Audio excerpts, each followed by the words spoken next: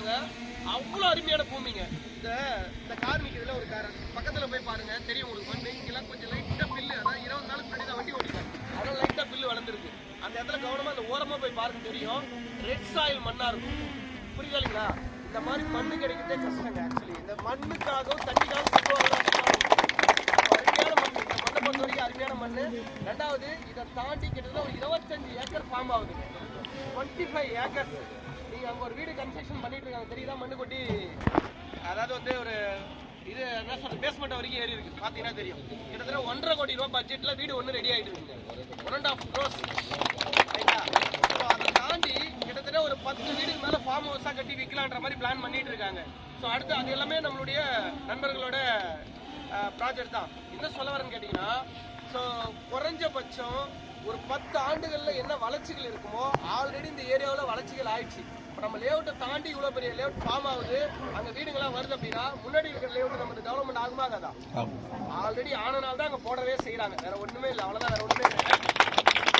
ரெண்டாவது, பொதுவாகவே நீங்கள் எந்த ஊரில் வாங்கி போட்டாலும் எந்த இடத்துல வாங்கி போட்டாலும் பஸ் போகிற ரோடாக தான் மெயினாக நம்ம பார்ப்போம். உண்மையா இல்லைங்களா? ஒன்று ஷேர் ஆட்டோ வசதி இல்லை பஸ் போகிற வசதியாக பார்ப்போம். இந்த ரோட்டில் ஃபெமிலியராக எப்பயுமே பஸ் போகிற வசதி தான். இந்த ரோடு நேராக எங்கே போய் ஏறுதுன்னா, இப்போ நம்ம வந்த ரோடு ஜிஎஸ்டிலேருந்து வந்த ரோடு நேராக புழுதிவாக்கன்ற ஜங்ஷன் வரும். புழுதிவாக்க ஜங்ஷன் வந்து லெஃப்ட் திரும்பினா வேடந்தாங்கல் போயிடும், ஸ்ட்ரைட்டாக போனீங்கன்னா உத்தரமேரூர் போயிடுதுங்க. எனி டைம் இது வந்து பஸ் ஃப்ரீக்வெண்ட்டாக இருக்கக்கூடிய ரோடு தான். இப்போ நம்ம சைடு வாசலில் மேடம் சொன்ன மாதிரி பஸ் போகுது. நம்ம 40 அடி ரோடு இல்லையா கேட்டு, நம்ம சைடு வாசல்ல பஸ் போகுது அப்படின்னாலே நிறைய ஊர் இருக்கு, நிறைய வில்லேஜ் இருக்கு. உங்களுக்கே தெரியும், பெரிய பெரிய ஊருங்களாம் இருக்குங்க. அந்த ஊர்ல இன்னும் பஸ் போல. அப்ப இங்க பஸ் போகுது அப்படின்னா மக்களோட பழக்க வழக்கங்கள் இல்லைன்னா பஸ் போகுமா? வாய்ப்பே கிடையவே கிடையாது. அப்ப டிரான்ஸ்போர்ட் வசதி ரொம்ப ரொம்ப ரொம்ப முக்கியம். நம்ம கார்ல வந்துட்டோம், வேன்ல வந்துட்டோம், திரும்பி நம்ம பஸ்ல வந்தா நம்மளுக்கு கனெக்டிவிட்டி இருக்கணும். ஸோ ஆல்ரெடி இருக்குன்றதுனாலதான் இந்த ரோட்ல கிட்டத்தட்ட ஒரு நான் சொன்ன மாதிரி 2010-12 ரேஞ்சிலேயே பல லேஅவுட்டிங் வந்து பண்ணியிருக்காங்க. ஸோ அந்த சதுரடி எல்லாமே ரோடு மார்க்கமாக இருந்த இடங்கள் எல்லாமே 750 ரூபா, 800 ரூபா, 900 வரைக்கும் ஒரு சதுரடி ரேட்டு வித்த இடங்கள் தான் எல்லாமே. ஸோ அப்போ இன்னைக்கு இருக்கிற ஊர் ஜனங்க முதல் கொண்டு தெரிஞ்சுப்பாங்க. அவங்க எல்லாருமே தெரியும். இங்கேயே ஒரு சில பேர் இருக்காங்க.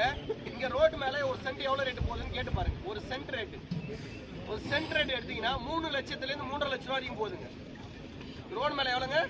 3 லட்சத்துலேருந்து 3.5 லட்ச ரூபா. ஒரு சென்ட் 3லேருந்து 3.5 லட்ச ரூபா இருந்தா இங்கே நிறைய ரியல் எஸ்டேட் பண்ணுறவங்க அனுபவம் இருப்பீங்க, பையராகவும் வந்திருப்பீங்க. நீங்கள் சென்ட் கணக்காக எடுத்து ஏக்கரா பிரிச்சிங்கன்னா உங்களுக்கு தெரிஞ்சிருக்குன்னு நினைக்கிறேன். ஒரு ஏக்கர்ன்றது 100 சென்ட்டுங்க.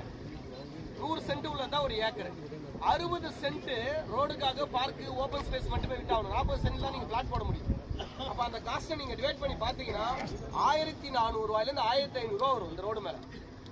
இப்போ என்னங்க இங்கே வந்து இவ்வளோ போயிடுச்சு அப்படின்னு கேட்டிங்கன்னா, இன்னைக்கு ஏரியா பொறுத்த வரைக்கும் ஓப்பனாக சொல்லிட்டுங்களா, அடுத்த 3லேருந்து 5 வருஷத்துக்குள்ளார பர்ச்சேஸ் பண்ற அத்தனை பேரும் சரியான புத்திசாலின்னு சொல்லுவேன் நான் ரியல் எஸ்டேட்ல. என்ன பொறுத்த வரைக்கும் கடந்த ஒரு ஆண்டுகளா 2 ஆண்டுகளா நீங்க சிட்டிக்கு அருகாமையும் பார்க்கலாம், அவுட்டரில் நீங்க பார்க்கலாங்க, அபரிவிதமான வளர்ச்சி ஆயிட்டு. அதாவது சொன்னாங்களே இந்த 2006லேருந்து அந்த ஒரு 5-6 வருஷம் பயங்கர பீக்ல போச்சுங்க. 1 லட்ச ரூபாய்க்கு பார்த்த இடம்லாம் அப்படியே 3 லட்சம், 5 லட்சம், 10 லட்சம் போச்சுட்டு. அதை நான் வந்து சில பேர் பார்த்துருப்பீங்க, சில பேர் பார்க்க முடியாத சூழ்நிலை கூட இருந்திருக்கும். கடந்த ஒரு 4 to 5 இயர்ஸா இதுக்கு முன்னாடி பாத்தீங்கன்னா பெரிய லெவல்ல இல்ல, ஆவரேஜ் க்ரோத் தான் இருந்தது. ஆனா இந்த ஒரு ஆண்டுல என்ன ஆயிடுச்சுன்னா பெரிய லெவல்ல க்ரோத் இருக்கு. 1.5 லட்ச ரூபாய்க்கு பார்த்துட்டு போறோம் சென்ட், ஏக்கர் ஒரு 1.5 கோடி ரூபாய், அப்படியே 2 கோடி 2.5 கோடின்றாங்க. ஒரு 3 மாசம் 6 மாசத்துல அந்த டிஃபரெண்ட் வருது. ஏன் சொல்ல வரேன்னா, மேடம் காயா மேடம் அழகா சொல்லிட்டாங்க. சென்னையோட லிமிட் ஒரு நேரத்துல செங்கல்பட்டு வரைக்கும் இருந்துச்சு. அதுக்கப்புறம் அப்படியே இப்ப செங்கல்பட்டுக்கு அடுத்த நகரமே எது? இதுக்கு அடுத்தது எது? மருவத்தூர். இதுக்கப்புறம் எது? திண்டிவனம், அச்சரப்பாக்கம். அதுக்கப்புறம் எது? தொழுப்பேடு வரைக்குமே